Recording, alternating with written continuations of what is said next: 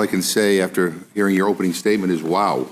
You guys never miss an opportunity to blame your own incompetence on Joe Biden. I mean, you blame Joe Biden for everything. I'm surprised you didn't blame him for the earthquake. It is unbelievable to me that it has taken this long for this Republican majority to do their job.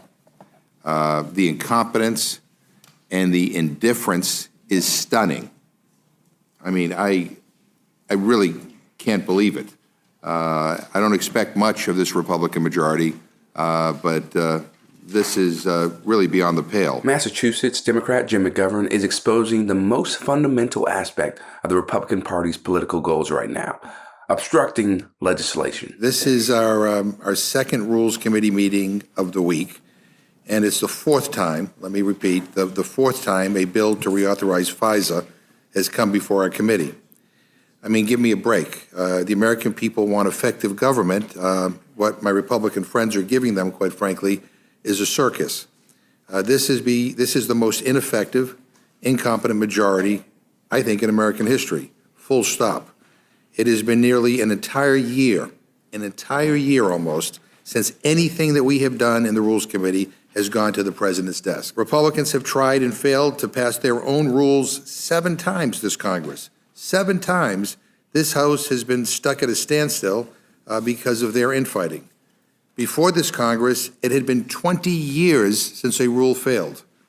It's been 50 years, half a century, since we've seen this many rules go down. And Republicans have done it 7 times. 1 or 2, 3 times maybe, that's just incompetence. But 7? 7 is a disaster. 7 is paralysis. It means weeks and weeks of sitting around doing nothing because Republicans can't get their house in order and do their job, and do the job that they were sent here to do. Now, I'm actually sure Mr. Roy was aware of the power they entrusted him with as manager of the rule. The person they picked to send to the floor to represent their position, the Speaker's position, couldn't even be trusted to do it. No wonder we can't get anything done. I mean, this is crazy. I've never seen anything like this in my life. And here's some free advice. Find out if your manager supports the rule before you send him or her to the floor to manage the rule. So it would be funny if it weren't turning the world's greatest deliberative body into a circus, but they are. All they care about is silly censures, sham impeachments, and partisan brinkmanship. And this is not what the American people want. And come November, I believe there's going to be a reckoning around here. Anyone with 2 eyes and a brain can understand what's going on. Republicans cannot govern. Regardless of McGovern's individual politics and how he votes, it's undeniable that he knows exactly what he's talking about when it comes to the chaos of today's Republican Party.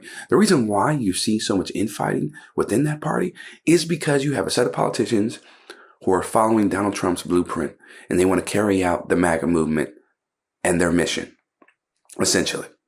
And they go to the extreme for that, as we know. But then you have other Republicans who are still problematic in other areas, but they want to stick to the old guard of how Republicans do things. They're not willing to go to the extreme, like we've seen with people who support Donald Trump and the MAGA movement. And the country is suffering because of this, right? Because you can barely get any legislation passed, or any meaningful legislation for that matter, right? So that is a problem in itself, and it's a big one because it's not putting our country first and helping everyday Americans. But now let's hear from one of MAGA's finest, Chip Roy, about his perception of the party struggles. Fact of the matter is, nobody in real America gives 2 rats' rear ends about whether or not someone votes on a rule, manages a rule, goes down to the floor, and then votes on a rule. Nobody in America cares to see the continued perpetuation of what this body, this Congress, has been doing to the American people for generations. Racking up $34.5 trillion of debt, endangering the American people with wide open borders, and all of the stuff that this Congress has been doing endlessly. When the American people hear us talk about, procedures and what we're doing here on the floor, they don't care. What they want is for their civil liberties to be protected. And the fact is that most American people don't care about those procedures. They want to see the result. So no apology. There's nothing written in the Bible, there's nothing written in the Constitution, there's nothing sacrosanct about how this place is supposed to operate, because what has been doing in this body for far too long is not working. It's just not, no matter who's in charge, no matter who's in the majority, because this isn't about shirts and skins. The American people are sick of shirts and skins. This is about questioning the regime in this town that wants to decide through the intelligence community that there's only one way to do this stuff and that you can't question it. So I'm not going to apologize at all for taking steps to guarantee that we have 2 years instead of 5 years to protect the civil liberties of Americans. Because it's not about shirts and skins, it's about the American people. Hearing someone like Chip Roy, who was furiously texting Mark Meadows for evidence of election fraud in Trump's favor in the days after the 2020 election, complaining about hyperpartisanship, is comically ironic and a perfect example of the MAGA mentality in action. I think the American people do care that this Congress seems incapable of getting anything done at all.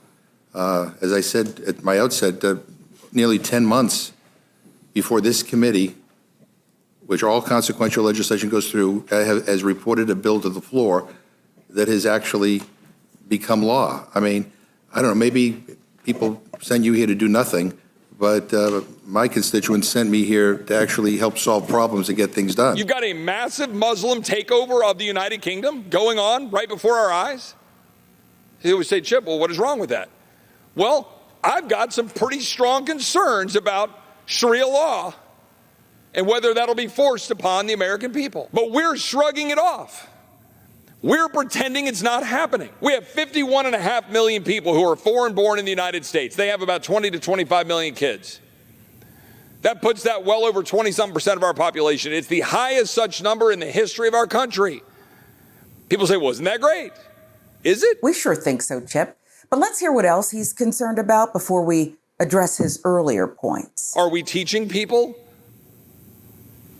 about Western civilization? Are we teaching people about the Constitution, the Bill of Rights, the rule of law? Are we teaching them Western values? Are we teaching them God exists? Are we teaching them the importance of freedom? Or are we teaching an entire generation or two or three to run around complaining about what's wrong and why the entire world is against them because of their skin color, their sex, their supposed gender identity, whatever the hell category we create to make people have an excuse for not just stepping up and achieving the American dream. And there it is. The classic coded language used to disguise white supremacist beliefs and talking points from the broader public. All this talk of Western values, Western civilization, freedom are all ways to otherize anyone who is not a white American Christian, which directly plays into the boogeyman of Sharia law coming to the U.S.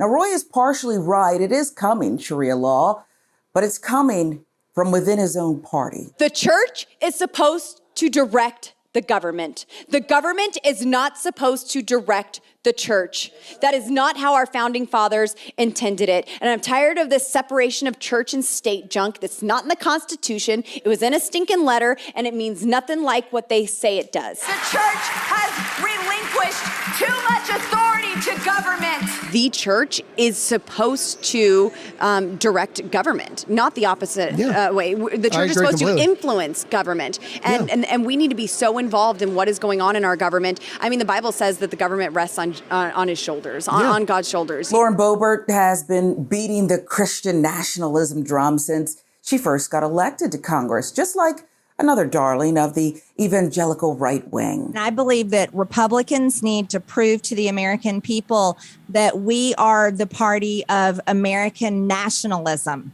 and Christian nationalism. I'm a Christian. I have no problem saying I'm a Christian nationalist. And I think that's an identity that we need to embrace, because those are the policies that serve every single American, regardless of how they vote. I'm a Christian, and I say it proudly. We should be Christian nationalists. And when Republicans learn to represent most of the people that vote for them, then we will be the party that continues to grow without having to chase down certain identities or chase down, certain segments of people. We just need to represent Americans. Marjorie Taylor Greene has been hitting the same talking points, even admitting that Christian nationalism represents the will of the voter base. The laws that are contrary to the word of God, we need to push against it. And I don't care if they want to call it Christian nationalism. This nation was founded on Judeo-Christian principles. This is a Christian nation. And I don't care if that offends people. The Bible declares that the government shall rest upon his shoulders. We are the church and we run the state. Even if they don't believe it to be so, it is a fact. And if they keep pushing around with American people and they keep playing all these games, they're going to find out. When it comes to fundamentalist governments, regardless of whatever religion they may be practicing, they aren't all that different in the practical applications of their policies.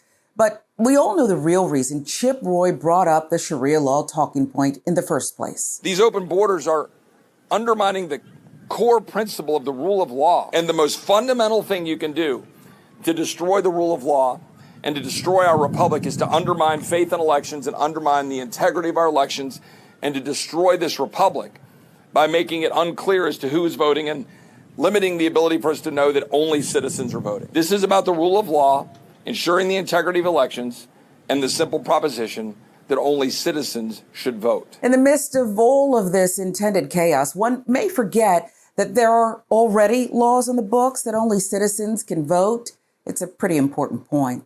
This new bill is nothing more than a political stunt to recruit voters who find comfort in anti-immigration and racist rhetoric. Republicans like Roy preferred tools of fear and religion in order to manufacture consent among these voters and to hide their true intentions behind those go-to talking points, such as election integrity, border security, and the rule of law.